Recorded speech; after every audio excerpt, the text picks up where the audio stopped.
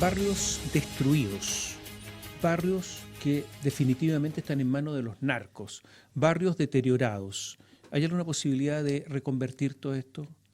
De ir en contra de la corriente, o sea, del continuo deterioro, para que finalmente barrios se recuperen y haya alguna posibilidad para las personas que viven allí y que no estén en manos de los narcos.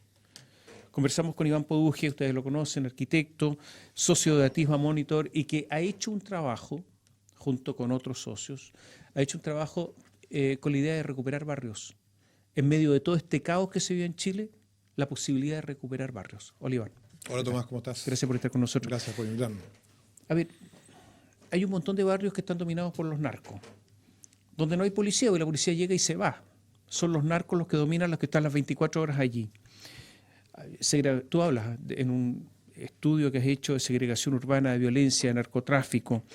Hay un plan tú has presentado un plan de recuperación de barrios. ¿Cuál es la situación en estos momentos y en qué consiste esta idea de recuperar barrios?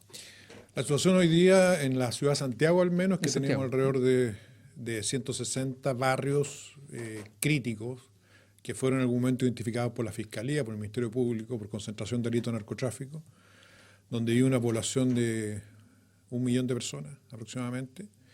Y entendemos como un barrio crítico, un barrio que no solo tiene alta densidad de delito de narcotráfico, sino que donde el Estado ya no está cumpliendo funciones propias del Estado, donde las empresas de servicios no pueden entrar, donde los espacios están abandonados y donde los niños en particular, que son los principales afectados, están a merced de estas bandas. Su escuela, vimos en el caso de Los Pejos, que es uno de los barrios, ¿cierto?, que tuvo que cerrar, la José María Caro Sur, la escuela Filipinas, porque hay un funeral narco. Entonces tenemos 260 barrios, tenemos 1 millón de personas afectadas y nosotros lo que hicimos fue escoger los 84 barrios más críticos, dentro de los críticos, con una población cercana a los 600.000 habitantes. Y en esos barrios lo que proponemos es reforzar los edificios o los servicios públicos que ya están, crear otros nuevos y básicamente aumentar la presencia de empresas de Estado y de servicios. Esa es la propuesta. Y se basa en una estrategia que han aplicado los franceses que se llama capilaridad territorial, que consiste en construir muchos pequeños proyectos para poder tener resultados al corto plazo, que es lo más importante. ¿Y el estallido social empeoró la situación? Sin duda alguna. El estallido tiene un componente de origen en la segregación urbana y la presencia de estas bandas que se empoderan cuando las barreras de control público caen y cuando los policías en particular pierden territorio, y con eso se generó un avance en el control territorial que ejercen estas bandas, que en algunos casos es bastante crítico, en algunos barrios donde los carabineros están básicamente atrincherados en sus comisarías y no salen. Normalmente lo que dicen los alcaldes, necesitamos una comisaría, necesitamos más carabineros, también vecinos dicen lo mismo, claro, ven la delincuencia en la puerta de sus casas. Pero no basta con eso, ¿no? No, la experiencia internacional demuestra que no basta con eso. Y de hecho, si tú no resuelves primero estas condiciones de entorno, primero, lugares abandonados, que favorecen la comisión de delitos. Segundo, infraestructuras que están muy vulnerables, por ejemplo, jardines infantiles, colegios, escuelas, consultorios que tienen que ser blindados. Tú no sacas nada con llevar carabineros, ¿ya? No van a poder operar si es que no están estos otros componentes. Por lo tanto, son muy importantes los 3 pilares que estamos trabajando, y el policial es uno, pero no es el foco nuestro. Tú dices, no basta mejorar los espacios públicos, y tú pones el ejemplo del programa Quiero mi barrio. Sí. No, es mucho más complejo que eso. O sea, no son solamente policía, no son solamente espacios públicos, no son solamente luminarias para que esto esté claro en la noche, es mucho más que eso. Eso es lo que vimos en el caso francés. O sea, cuando tú tienes una situación de un barrio que ya está con niveles de control y de violencia altísimos, si tú arreglas una plaza, esa plaza no la va a poder ocupar y va a durar muy poco y se va a echar a perder, ¿ya? Si tú arreglas las luminarias, solamente esas luminarias las van a romper o las van a quebrar. Por lo tanto, tú requieres tener una presencia de edificios, de servicios. Por eso nosotros apuntamos a los servicios. Te voy a poner un caso que funciona muy bien. Cuando tú mejoras los jardines infantiles y las escuelas y los liceos, las propias bandas que están ahí permiten que se trabaje porque sus niños son alumnos, porque muchos viven ahí. Entonces tú partes con una condición de cambio de entorno que tiene como objetivo proteger a los niños que están a merced de estas bandas. ¿Y tú crees que es posible convivir con las bandas? Porque una alternativa es echarlas, Pero no sé si eso es factible hoy. ¿Es posible que esto conviva con las bandas de narcotraficantes? Nosotros hicimos un trabajo en Conchalí, en la población de Irene Frey, donde el control de bandas es total, es una población pequeña además. Y la única posibilidad que había, dado que los policías no llegaban y cuando llegan son digamos, atacados como una emboscada, era empezar a trabajar con las comunidades. Los narcos no trabajaban directamente, pero los hijos, sobrinos, parientes de ellos viven en la población. Por lo tanto, cuando tú partes por los niños, partes por las áreas deportivas, pero no solo canchas, por las piscinas, por los lugares cerrados, hay una posibilidad mayor de poder trabajar en el barrio primero. Tú dices que hay que intervenir 35 sectores que presentan entornos degradados. Sí. Es un montón, esto es un trabajo grande. 35 sectores de la región metropolitana. Tú me miras que no, pero yo creo que sí. Lo que pasa es que, claro, lo que hicimos fue de todo el barrio, un barrio grande. ¿Ya? Sí, claro. Seleccionar aquellos lugares donde ya hay una concentración de servicios en torno a un centro cívico potencial, le llamamos nosotros. ¿Qué quiere decir esto? Que ya hay una escuela, que ya hay un jardín en malas condiciones, que ya hay un consultorio y en algunos casos que ya hay una comisaría, pero que la plaza está destruida, que esa infraestructura está en mal estado. Entonces esos son los 34 sectores que nosotros podemos reforzar, demoliendo la infraestructura que está mala, reemplazándola, llevando actividad, llevando servicios, llevando empresas. De hecho, proponemos que las empresas que están en el sector participen de esto, empresas vecinas, no solamente donando, como lo hacen hoy día, plata para hacer una plaza, sino que todo el tiempo. 35 sectores que presentan entornos degradados, potenciar 20 plazas nuevas, mejoramiento de otras 59, 30 y tantos centros cívicos, 361 proyectos. Esto es monumental, ¿o no? Son 361 obras en total. No es monumental, porque si tú ves, la inversión son proyectos de $1 millón en promedio, porque tiene algunos que son más caros. Por ejemplo, estamos proponiendo 7 piscinas temperadas, que es lo que hemos detectado nosotros, que es la obra, en el caso francés, pero también en el caso brasilero, es la obra que más efectos genera de inmediato plazo. Cada una de esas piscinas vale 2.000 millones, ¿ya? Y mantenerla vale 200 millones por año. Entonces tú, si haces 7 piscinas temperadas, que están en sitios seriazos hoy día, iluminas esos sectores, estamos dando una inversión de 14.000 millones. O sea, es un plan que tú puedes ejecutar en 4 años, a diferencia de una red de metro. ¿Esto es un plan para Boric? Es un plan para el gobierno actual, sí, claro. Y tan... No. Hemos tenido muy buena reacción de alcaldes. Te fijas, nos han llamado algunos alcaldes. Estamos trabajando con otros municipios. Del gobierno central no todavía. Pero pensamos que hay que hacerlo, porque en la práctica el gobierno central se ha comprometido en esta tarea de recuperar los barrios y nosotros ya tenemos un avance porque identificamos dónde hay que invertir, qué tipo de obras se pueden hacer y, lo más importante, Tomás, y lo que te dicen los vecinos, qué resultados podemos generar al corto plazo, no dependiendo de una nueva ley o de una nueva constitución, no, ahora, al corto plazo. Ahora, es importante para elegir los lugares no solamente la presencia del Estado, la presencia de los policías, alguna infraestructura existente, sino que también haya sitios eriazos para poder construir ahí. O sea, si no hay sitios eriazos no hay nada que hacer. Es muy difícil. En muchos casos nosotros proponemos reponer la infraestructura en sitios que ya son fiscales, los de las escuelas, los consultorios. Perdemos casos de muchos sitios fiscales que están abandonados o terrenos municipales que están abandonados y son sitios eriazos. Por ejemplo, en la escuela Filipinas, que fue la escuela que tuvo que cerrar Los Espejos, el sitio que está al lado es un sitio que era de la DIGEDER, a veces nombre de la DIGEDER. Imagínate los años que lleva abandonado.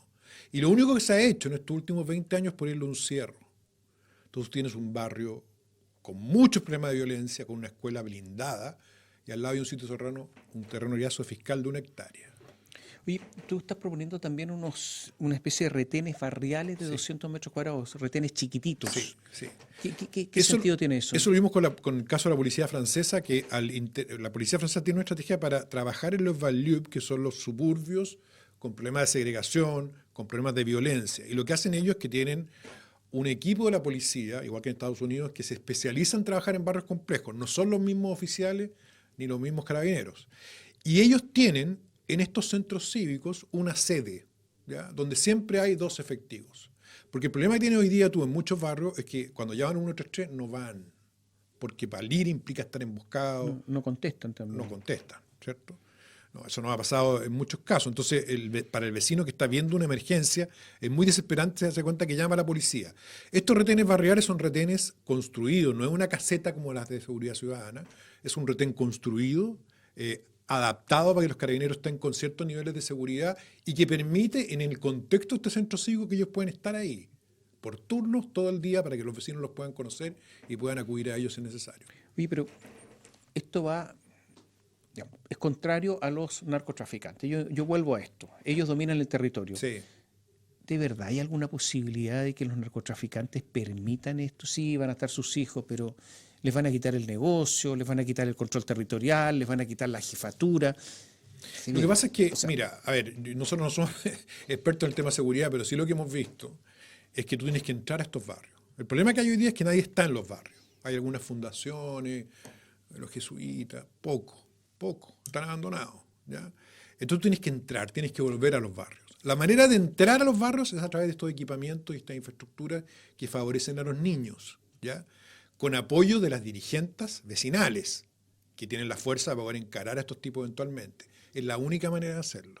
Y una vez que tú aumentas la presencia, mejora la calidad de vida y reduce los niveles de inseguridad, ahí tú vas con refuerzo policial, con el tema de luminarias, con el tema de los retenes y los, recorridos policiales. Pero si no entras, Tomás, si no quiebras la inercia del abandono, que es lo que tenemos hoy día, abandono 100%, nadie quiere ir, es imposible partir. Hay que demoler. Sí. ¿Cuánto hay que demoler? Hay que demoler alrededor de 47 edificios, que son básicamente jardines infantiles del año 80, colegios que están en mal estado. Las comisarías, Tomás, por ejemplo, tenemos barrios en La Pintana, en la subcomisaría del Castillo, un retén del año 80, donde viven los carabineros están hacinados. Es un retén de madera. De madera. De madera. Es una casa rural que la fueron adaptando y está hoy día en uno de los barrios más complejos. Ahí hay que hacer una comisaría de 1000 metros cuadrados, donde los carabineros pueden estar en condiciones dignas, porque en muchos casos, Tomás, la propia policía está trincherada en lugares además hacinados, abandonados, sin inversión pública. La comisaría 24 Puente Alto tiene que protegerse con cholguanes cuando hay ataques a la comisaría. Eso es insólito, digamos. Hay muy pocos recintos policiales. Entonces, una primera labor es que los carabineros estén seguros en sus recintos policiales, que haya equipamiento, Tomás, que hayan carros. Eso, si bien no lo proponemos nosotros, hemos visto que la burocracia de carabineros es tal que los carabineros deben arreglar los carros ellos mismos para no mandar a los talleres porque están meses afuera. Entonces, en vez de, no sé si hay que refundar la institución, pero tú tienes que ahora resolver esos cuellos de botella. Oye, ¿cuántos barrios críticos hay en la región metropolitana de Santiago? 160 aproximadamente. Barrios críticos. Barrios críticos, sí. ¿Y tú pretendes intervenir? La mitad aproximadamente, cerca de 80, 84, 85. Ya, y eso serían 700.000 sí, serían personas, 760.000 personas. Claro, lo que pasa es que la gracia de los centros cívicos, que son estos lugares que ya tienen una cierta centralidad barrial, también hay muchos negocios, hay ferias libres, es que tú también abarcas sectores que no están dentro del barrio crítico. El barrio crítico tiene límites, pero al lado hay barrios que no tienen la misma problemática, porque no viven ahí los narcos, porque no hay lugares de tráfico, son barrios que están menos expuestos a la violencia, también se ven beneficiados. Oye, esta es la teoría, porque esto es el papel, la teoría. Vamos a hacer un alto, pero te voy a preguntar si hay en Chile, porque tú dices Francia, si hay en Chile algún ejemplo de esto que se pueda mostrar. Volvemos en un instante.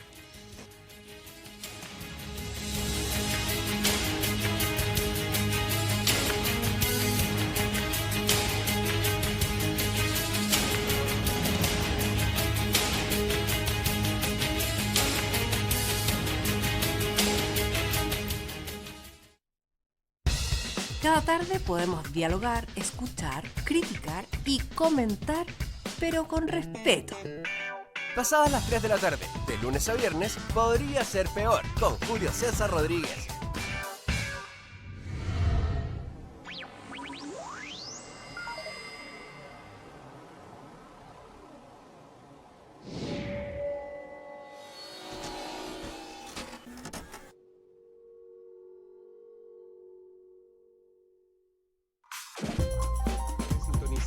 Con televisión digital en el 26.1 de libre recepción.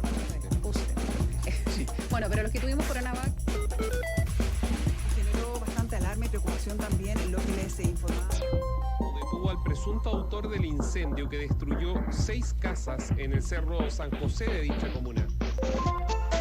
Central de BioBioChile.cl tenemos que Iquique y otras 20 comunas retroceden. En Facebook, Radio Bio Bio. También nos puede ver y escuchar a través de nuestro sitio web, BioBioChile.cl.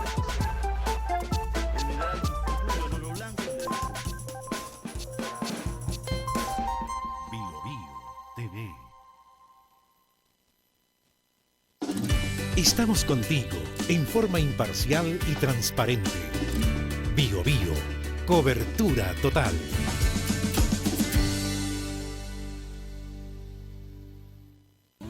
De lunes a viernes, pasadas las 10, continúa tu mañana con el Expreso Bio Bio. Lo que está pasando y los temas más relevantes los conocemos y escuchamos al instante. Acompáñate y viaja junto a nosotros. Expreso Bio Bio.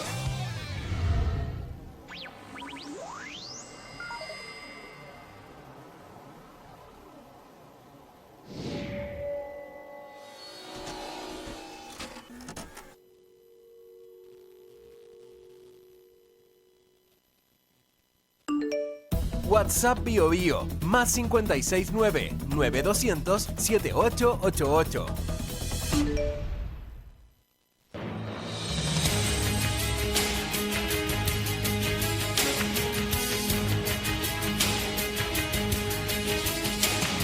La pregunta ahí al Pubuque quedó planteado. Sí, de todo esto que se plantea, sí, está bien. Francia, ¿hay algún ejemplo en Chile? Sí, estaba pensando en uno justo, el Quilicura. Hay una comisaría que está muy blindada, se abrió la comisaría, se mejoró la Plaza Teniente Merino, está al lado del Estadio Municipal de Quilicura, es una población muy compleja que es la Parinacota, y yo diría que esa apertura de la comisaría y el mejoramiento del parque genera una relación de las policías con las comunidades y con las escuelas colindantes que ha funcionado. Tenemos además los centros cívicos que están en Viña del Mar Alto, donde se construyeron piscinas temperadas en sectores donde hay muchos problemas sociales, así que hay experiencias, son pocas, pero al menos pero existen. Oye, ¿esto es solamente para Santiago? Sí, como primera fase. El país mira siempre. Sí, estamos trabajando ahora en Concepción, en el Gran Concepción y en el Gran Valparaíso, donde hay, obviamente, a la escala de cada ciudad el mismo problema, barrios cerrados, barrios críticos, y con la misma idea de la propuesta, y esperamos entregarla en 2 meses más. Vamos a partir por Valparaíso, y yo creo que un mes más después el Gran Concepción. Oye, se propone crear edificios entretenidos. Sí. ¿Qué es lo que es un edificio entretenido? Un edificio entretenido es un edificio que tiene una arquitectura atractiva, porque estos lugares son lugares muy grises en general, ¿cierto? El paisaje es muy desolador. Entonces, de hecho, tú a veces te encuentras con estos jardines infantiles que fueron remodelados o construidos, son edificios de colores, bien protegidos, y que al interior de los patios tienen lugares para que los niños se entretengan. Y sobre todo, la propuesta nuestra considera, Tomás, el patio lúdico, que es una escuela más grande, que tiene lugares para niños, por ejemplo, con trastornos de espectro autista, niños que se ven doblemente afectados por las condiciones de riesgo que hay en el entorno. Entonces, los edificios entretenidos o lúdicos son edificios que le dan seguridad a los niños, que crean espacios interiores atractivos y que los favorecen la integración de los niños con necesidades educacionales especiales. ¿Tienes por ahí los barrios que podrían intervenir? ¿En qué lugares? Claro, tenemos en Quilicura, por ejemplo, Pascual Gambino, Parinacota, Santa Laura, en Conchalí y Cerro Navia, La Palmilla, que es el barrio emblemático, ¿cierto? La población Sara Gajardo. En Maipú tenemos una situación muy complicada, ahí estamos con el barrio del Despertar, con las villas San Luis y Nueva Esperanza. En el caso de San Bernardo, la villa El Bosque, Cordillera, que es una agrupación de 3.000 viviendas sociales sin ni una plaza. Estamos en 3 barrios de Bajos de Mena con propuesta, en Coloane, uno, ¿cierto? En el barrio Volcán, donde se empezaron a demoler algunos edificios y está muy complejo, y en San Miguel, que es el área más complicada de Bajos de Mena, donde están las famosas animitas de los jóvenes que mueren. Entonces, tenemos todos los barrios identificados. Oye, ¿cuánto cuesta todo esto? Esto cuesta 360 millones de dólares aproximadamente. Es un costo absolutamente razonable. Es lo que cuesta un hospital regional, Tomás. Un tercio de una línea de metro. Un tercio de una línea de metro, equivalente a 3 kilómetros de metro. Pero la gracia es que está disperso en 34 de estos polos que atienden 84 barrios en 16 comunas de Santiago. Esa es la gracia de la capilaridad. Si se quisiera cubrir todo Santiago con barrios que tienen los mismos problemas, ¿cuánto sería? ¿Hay algún cálculo? No tenemos un cálculo, uno podría sacar una regla de 3, pero no es eso. No es exactamente correcto, no. Hay que hacer el cálculo, pero te diría que en términos generales nosotros tenemos dos escalas de problemas. El Quiero Mi Barrio trabajaba con proyectos de 50 millones de pesos, de 100 millones de pesos, mejoramientos de plaza. Eso ya no funciona en estos barrios. Entonces tenemos que pasar a edificios de 500, 600 millones de pesos. Ese es el cambio. Y con algunos edificios importantes que cuesten, como las piscinas temperadas, 2.000 millones, o los polideportivos, que son estupendos, que cuestan 1.500 millones. Hoy tú dices que hay que tener siempre la policía cerca. Sí. Siempre. Sí. Un criterio. O sea, sin policía no funciona. Sin policía no funciona. Lo que pasa es que el pilar policial que nosotros estamos diciendo, cuando es la etapa, los retenes barriales entran cuando ya está relativamente consolidado. Tú dejas el espacio y lo dejas además en un lugar cercano al colegio, el jardín, un área para que los niños se vean protegidos y para crear la ruta segura. Y nosotros cerca, ¿a qué nos referimos? Que todos los barrios que escogimos tienen una ruta de aproximación a la comisaría o subcomisaría más cercana. Están cerca de esos lugares. Oye, tú dices también que tiene que haber cobertura de 5G. Sí. ¿Por qué? Porque lo que descubrimos nosotros, que la segregación, que es el origen de este problema, tiene múltiples variables. Pero una que también segrega o aleja a estos vecinos de los beneficios de la ciudad es la mala cobertura que hay de Internet, que se hizo muy patente en la pandemia. Entonces, ¿qué hicimos nosotros? Bueno, bajamos la información pública a toda la antena celular, calculamos la densidad que cubren y vimos que había lugares vacíos que coinciden con estos sectores. Entonces, en los sitios de Iriazos propusimos 74 antenas de 5G. Cada antena vale aproximadamente $1 millón, ¿ya? Que esté operativa. Y eso es una inversión que hay que hacer para mejorar la cobertura de los vecinos de Internet y de los colegios y para darle wifi gratuito a los espacios públicos que estamos creando. Oye, a ver, una duda. Durante el estallido social se quemaron un montón de lugares, se saquearon un montón de negocios, supermercados, etcétera. Tú reconoces acá en tu estudio que todavía hay supermercados que nunca abrieron, que sí, claro. Están cerrados, ferreterías que no abrieron tampoco, que fueron quemadas. Incluso se quemaron estaciones de metro que servían justamente a los vecinos que viven en esos lugares. Sí, claro. ¿Qué garantías tienes tú de que esto funcione y que no los quemen? Mira, o sea, si quemaron el metro, ¿por qué no van a quemar esto? La esperanza que nosotros tenemos y lo que ha mostrado la experiencia es que cuando tú focalizas la intervención en los niños, la aproximación que tienen los vecinos es distinta, ¿ya? Además, estas obras son barriales, son del barrio. El metro se percibía como el Estado. Cuando tú hablabas con la gente, que criticaba, por cierto, la destrucción del metro, donde decías, pero ¿por qué hicieron esto? Las barras, o las bandas, o los jóvenes, decían, ¿por qué esto representa el Estado? Que nos ha dejado abandonados, etc. Y se sentían abandonados porque si bien el metro beneficiaba, había 7 cuadras, el entorno estaba completamente deteriorado y abandonado. Entonces, por eso la capilaridad es importante, Tomás, porque tú tienes que distribuir estas inversiones para iluminar estos 80 barrios de la ciudad y para que la gente se sienta parte de la misma ciudad. Nosotros pensamos que eso va a ayudar a que se cuiden las infraestructuras. Por cierto, hay que dar las señales adecuadas para que destruirla no sea gratis también. Tú ponías un ejemplo con Villa Francia Sur. Sí. Que hay 12 proyectos que incluyen la reposición de 12 jardines infantiles, construcción del consultorio del centro cultural vecinal, etcétera. Ahí hay un ejemplo, hay un parque Rasuri además que ya está en... La Villa Francia es un buen ejemplo porque en general tú tienes dos tipos de barrios críticos. Barrios que tienen un tejido social potente, que generalmente coinciden con barrios que se construyeron en el programa de Frei Montalva 9x18 o con tomas antiguas, donde hay arraigo, donde hay redes. Y tienes barrios donde la gente fue traída de muchos sectores distintos, vía erradicaciones, a un solo lugar. Y en ese lugar es mucho más complejo el trabajo. La gracia que tiene la Villa Francia es que tiene redes culturales locales que tú las puedes reforzar con estas inversiones. Y nosotros en particular estamos trabajando en el sector sur, que es el que colinda con el antiguo vertedero Los Rasuri, donde hay muchos problemas de inseguridad asociados al entorno, pero hay mucho terreno para mejorarlo. Oye, ¿qué alcaldes están llamados? Hemos conversado con la alcaldesa de La Pintana, hemos conversado con el alcalde de Huechuraba. Claudio Bizarro. Sí. Estamos en contacto también indirectamente con el alcalde de Maipú. Boganovich. Para un proyecto en el sector, con el equipo del alcalde en realidad, en el sector de Rinconada. Queremos hablar ahora con el alcalde de San Ramón. Conversamos con el alcalde de La Vega en Conchalí, que tiene una aproximación bien interesante. Y yo creo que los alcaldes son, obviamente, la puerta de pero entrada. ellos no tienen la plata. No, nada. O sea, sin gobierno aquí no hay nada. Sin gobierno y sin empresas.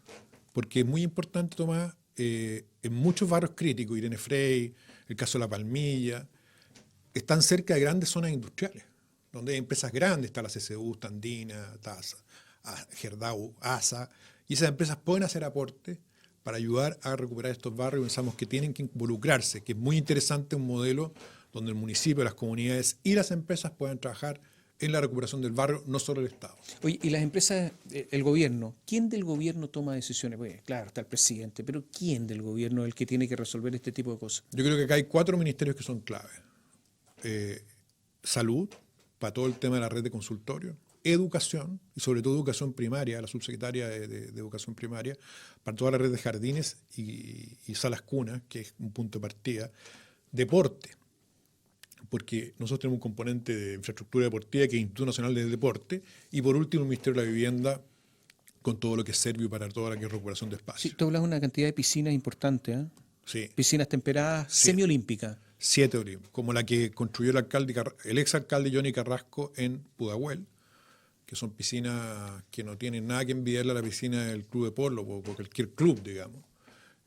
Son piscinas semiolímpicas, techadas, temperadas, y que tienen una gracia, Tomás, que la ocupan desde los adultos mayores hasta los niños con necesidades educacionales especiales, y los jóvenes, y están todo el día ocupadas, todo el día, son un hit.